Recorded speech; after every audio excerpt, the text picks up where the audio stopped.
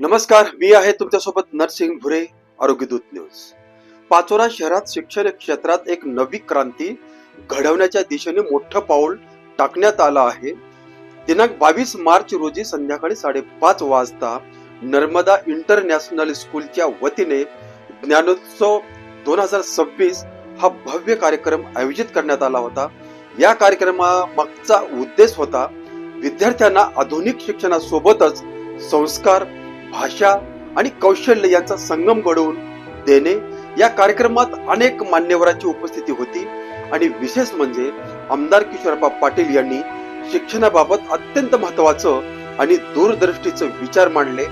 पालकांसाठी मोफत English speaking course, विद्यार्थ्यांसाठी पूर्ण दिवसाची शैक्षणिक आणि क्रीडा सुविधा आणि पाचोऱ्यातच मोठ्या शहरासारखं दर्जेदार शिक्षण आणण्याचा संकल्प. नेमकं काय सांगितलं आमदार किशोरप्पा पाटील यांनी? काय आहे त्यांची ही नवी शिक्षण संकल्पना? चला पाहूया त्यांच्या भाषणातील महत्त्वाचे मुद्दे. की मला ह्या विद्यार्थ्यांच्या बरोबर तुम्ही नक्की तुमची संस्कृती जपा, तुमची भाषा तुम्ही जपा, पण ह्या विद्यार्थ्यांच्या बरोबर जो 18 तास तुमच्यामध्ये राहणार आहे त्या विद्यार्थ्याबरोबर तुम्हाला इंग्लिश ही बोलताच यायला पाहिजे. याच्या करता मी फक्त विद्यार्थ्यांना नाही तर जे विद्यार्थी या शाळेमध्ये शिक्षण घेणार आहेत त्या प्रत्येकाच्या पालकाला दर रविवारी माझ्या सहित इंग्लिश स्पीकिंगचा कोर्स लावणार आहे आणि तो मोफत.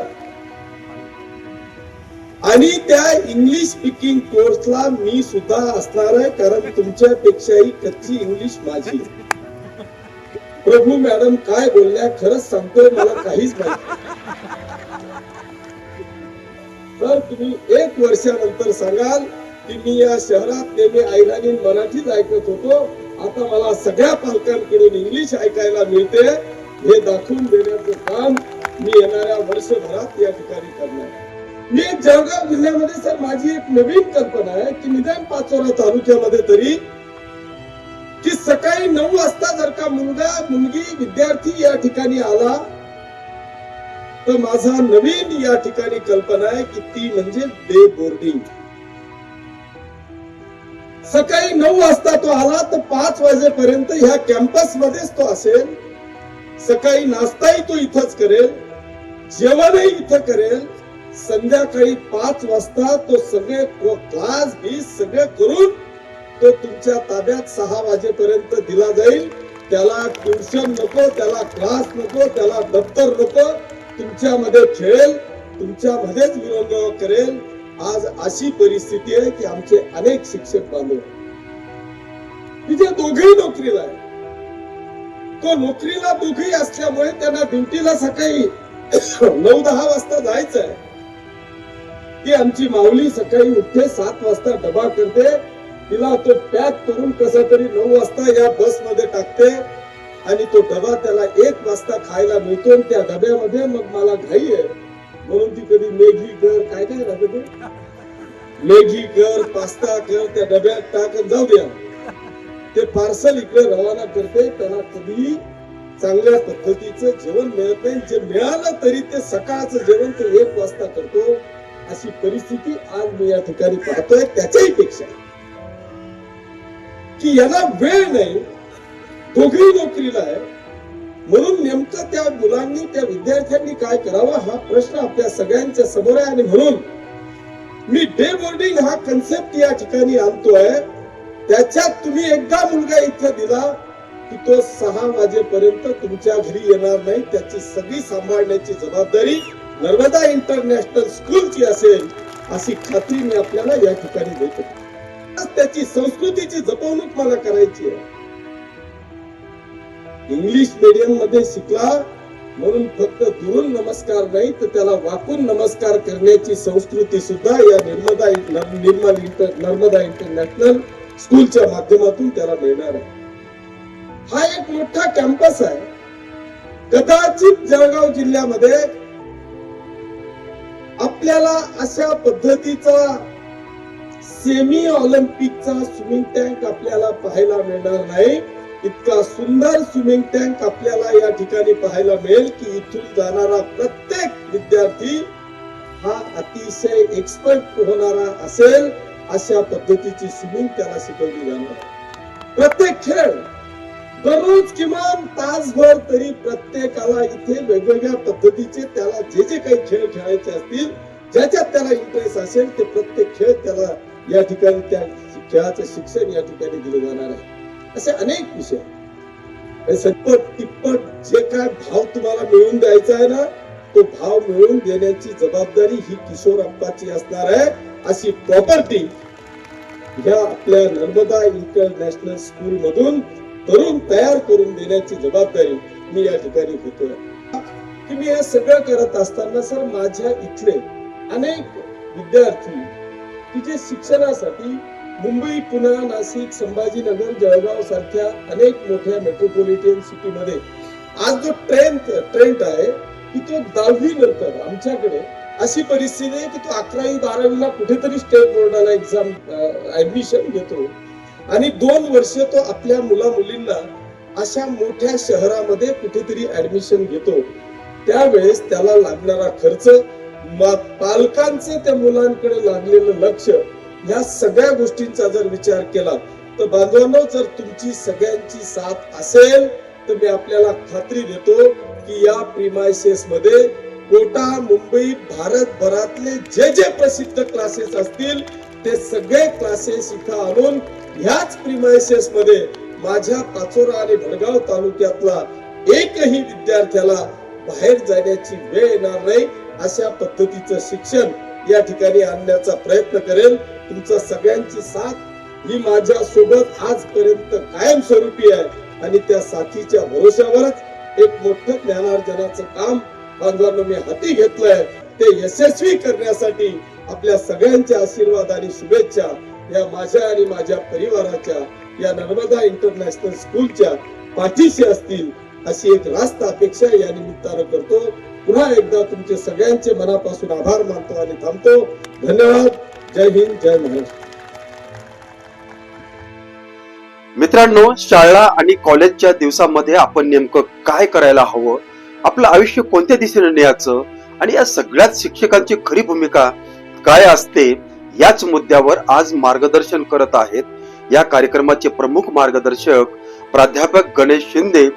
त्यांनी आपल्या भाषणातून एक अतिशय साधं पण खोल उदाहरण दिलं आहे. दुधावाल्याच्या त्या अतिरिक्त धारेचं आणि त्यातून त्यांनी शिक्षकांना एक मोठा संदेश दिला आहे की फक्त सिलेबस पूर्ण करणे पुरेसं नाही, तर विद्यार्थ्यासाठी काहीतरी अधिक करणं गरजेचं आहे. तसेच त्यांनी पालक आणि शिक्षकांमधील नातं, विद्यार्थ्यांचे संवाद आणि शिस्त यावरील थेट भाषा केले आहे. तर चला ऐकूया प्राध्यापक गणेश शिंदे यांचे संपूर्ण मार्गदर्शन भाषण, जे प्रत्येक शिक्षक, पालक आणि विद्यार्थ्यांनी नक्की ऐकायला हवं. आज सगळ्यात महत्वाची भूमिका आप्पा इन्फ्रास्ट्रक्चर निर्माण करतील, तुम्हाला हव्या त्या सुविधा उपलब्ध करून देतील, पण सगळ्यात महत्वाची जबाबदारी जर कोणाची असेल तर शिक्षकांची आणि पालकांची. आणि माझी सगळ्या शिक्षकांना विनंती आहे, शिक्षकाचा आत्मा समोर बसलेल्या सगळ्या ताई, मला सांगा, दूधवाला जेव्हा तुमच्याकडे दूध द्यायला येतो तुमचं लक्ष कशाकडे असतं? दुधाच्या मापाकडे लक्ष असतं. ते पण तुमचं लक्ष पहिल्या मापाकडे नसतं. पहिलं तर त्याला ओतावंच लागतं, पण त्याच्यानंतर ते वरतून एक स्वखुशीने एक धार ओततं. तुमचं लक्ष त्या दुसऱ्या धारेकडे असतं. माप टाकल्यानंतर त्यानं ती स्वखुशीची धार ओतलीये का याच्याकडे तुमचं लक्ष असतं. तुम्हाला संस्थेनं सांगितल्याप्रमाणे, तुमच्या प्रिन्सिपल मॅडमनं सांगितल्याप्रमाणे तुमचा सिलेबस कंप्लीट करावा लागेल. मधून मधून शासनाची परिपत्रक आली तर तेही काम करावं लागेल. पण या सगळ्याच्या पलीकडे जाऊन या गोरगरिबांची जी लेकरं तुमच्याकडे आहेत त्यांच्यासाठी तुम्ही काही वेगळी धार ओतता का स्वखुशीनं? याच्याकडे समाजाचं लक्ष असणार आहे.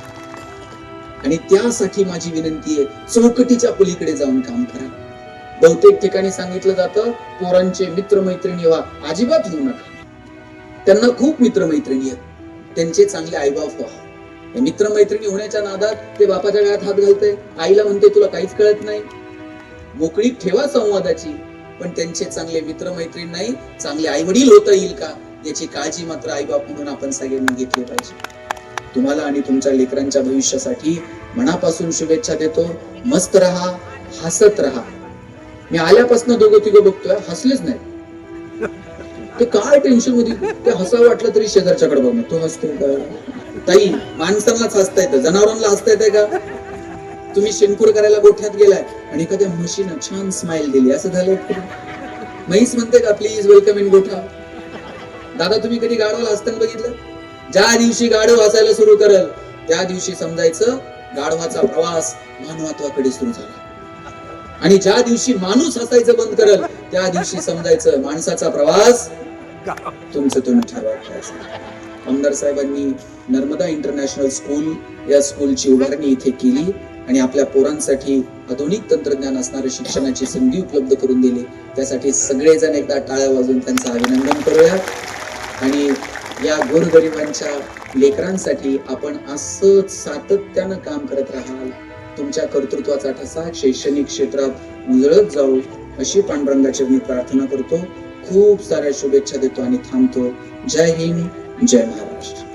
तर अशा प्रकारे पाचोऱ्यातील नर्मदा इंटरनॅशनल स्कूलमध्ये आयोजित ज्ञानोत्सव 2026 हा कार्यक्रम अत्यंत उत्साहात आणि यशस्वीरित्या पार पडला. या कार्यक्रमाला मोठ्या संख्येने पालक, विद्यार्थी आणि नागरिक उपस्थित होते आणि सर्वांनी या उपक्रमाचं मनापासून स्वागत केलं. या कार्यक्रमाचे अध्यक्ष भाईजी राधेश्यामजी चांडक, प्रमुख मार्गदर्शक प्राध्यापक गणेश शिंदे, प्रमुख पाहुणे संजय पाटील, तसेच निमंत्रक आमदार किशोर आप्पा पाटील, सौ सुनीताताई पाटील, डॉक्टर प्रियंका पाटील, प्राचार्य राधिका प्रभू आणि इतर मान्यवरांच्या उपस्थितीत या कार्यक्रमाची शोभा वाढली.